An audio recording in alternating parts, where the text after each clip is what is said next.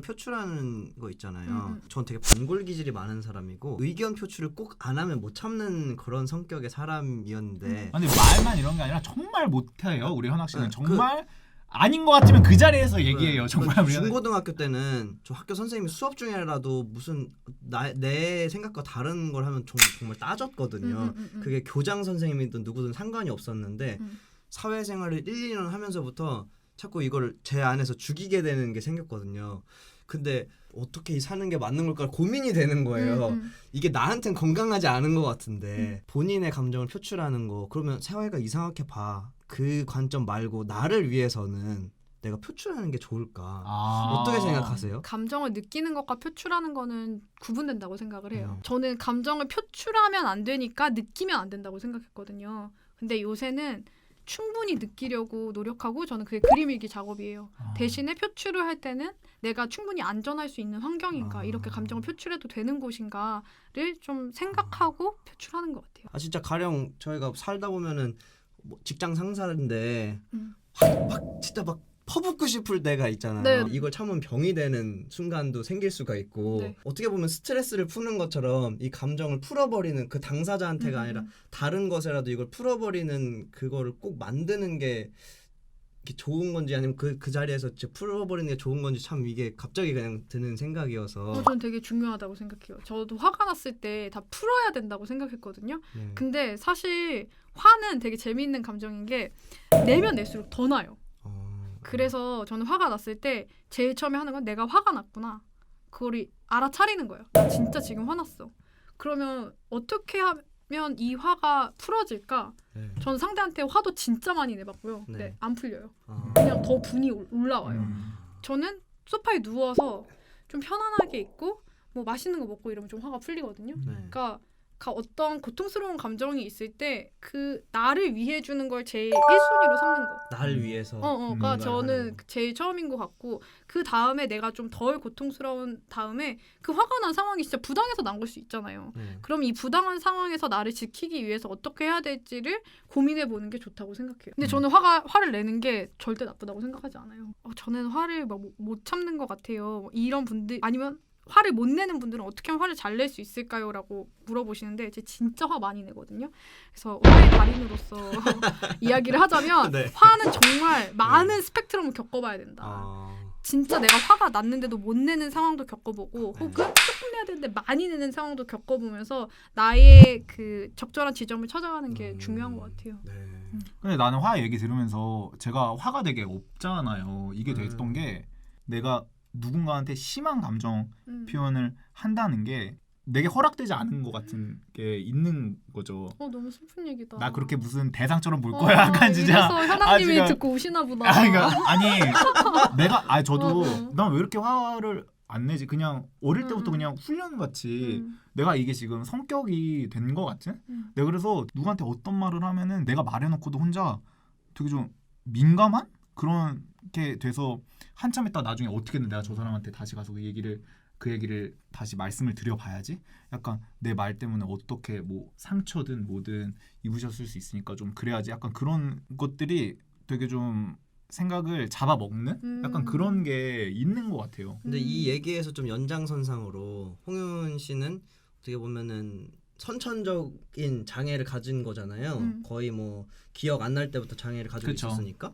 근데 흔히들 선천적 장애인은 멘탈 갑이다 라는 얘기들을 많이 하고 실제로 그런가라고 생각해보면 또 그런 것 같기도 하고 어떻게 보면은 저도 지금 얘기 우리 연장에서 그런 얘기 많이 듣는 게 이거 너는 태어날 때부터 어려웠으니까 되게 다스리는 게 그렇게 훈련이 됐나 보다. 약간 이런 반응들을 많이 얻어요. 그런 얘기처럼. 하나씩? 저 오늘 방송을 이렇게 오면서 저도 고민을 해봤어요. 정신장애에 관해서 되게 강한 내성을 가지고 있는 걸까?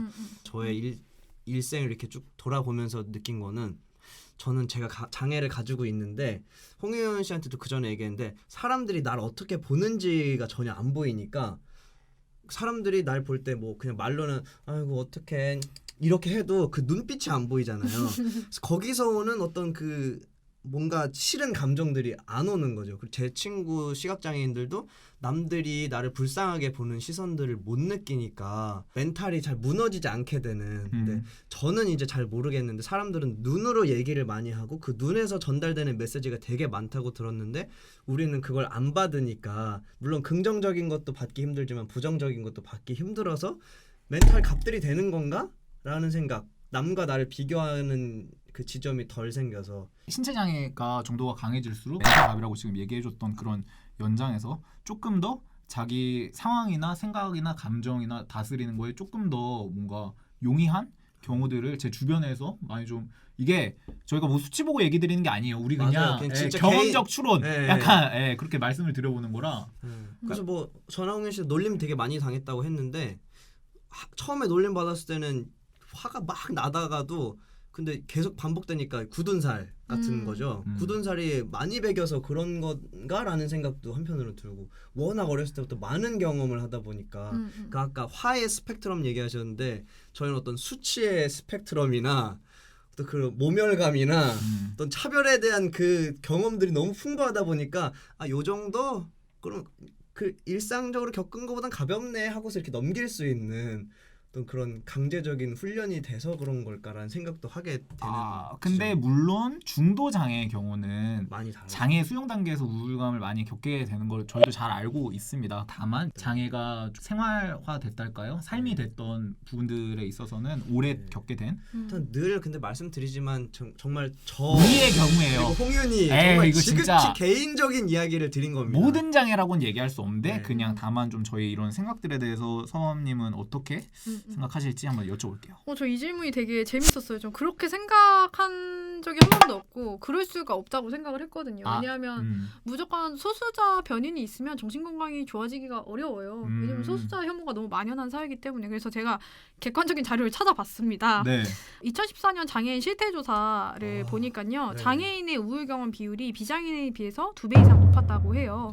그리고 2017년 보건사회학 연구에 실렸던 유창민 선생님의 연구를 봐도 10년간의 패널 데이터를 분석한 결과도 비슷하게 나타났어요. 왜냐하면 장애인 같은 경우에 실업률도 높고 자아존중감도 비장애인에 비해 낮기 때문에 우울 경험도 높게 나타났다고 합니다. 그래서 이런 우울의 불형평이 존재를 한다는 거죠. 두 분이 근데 왜 그렇게 생각했을까를 다시 좀 고민을 해봤어요. 근데 장애가 있는데 정신장애까지 있으면 두 분이 만나기 힘들었을 거예요. 사회생활을 하기가 힘들죠. 장애가 중할수록 정신건강에 좋다라는 건 그 사람들만 사회에 나올 수 있었다고 생각해요. 장애가 중한데 정신건강이 안 좋으면 만나지 못했겠죠. 우리가 못 만나서.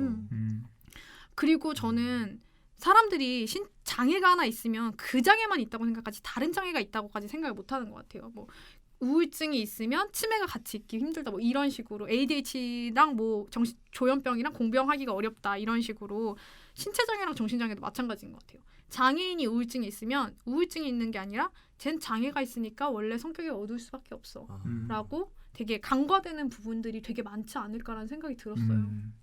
근데 얘기해 주셨던 게 진짜 맞는 말씀이라고 저는 생각이 드는 게 등록 장애인이 전체 인구의 5% 정도로 보고 현학 씨 우리 주변만 생각해도 우리가 전체 인구의 5%가 장애인이라는 걸 우리도 실감하기가 어려운 순간들이 많잖아요. 그렇죠. 당장 내 주변에도 그 비율이 안 되니까. 그러니까 아까 그래서 우리 서범님이 정리해줬던 그렇기 때문에 우리가 만날 수 있었다는 거, 뭐 정신장애를 피해 갔기 때문에 약간 이런 생각이 진짜 들어요. 그러니까 비장애인들이 우리 돌아다녀 보면 장애인 많이 없던데 라는 거랑 같은 맥락으로. 그쵸. 그러니까 우리들도 좀 깊이 생각은 못했었던 부분인데 이렇게 또 자료랑 같이 또 이렇게 확인을 하니까 그럴 수도 있겠구나. 할 말이 없어졌습니다.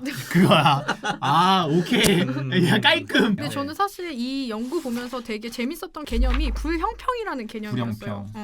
그러니까 불균형이나 그냥 차이가 아니라 이게 어떤 사회의 불합리한 시스템으로 인해서 나타나는 차이라는 거죠. 그러니까 형평이 어긋난다라는 의미에서 불형평이라고 하더라고요. 그래서 장애인분들이 우울감이 높은 게 당연한 게 아니라 계속 개선해 나가야 되는 거다라고 이야기해줘서 좋았어요.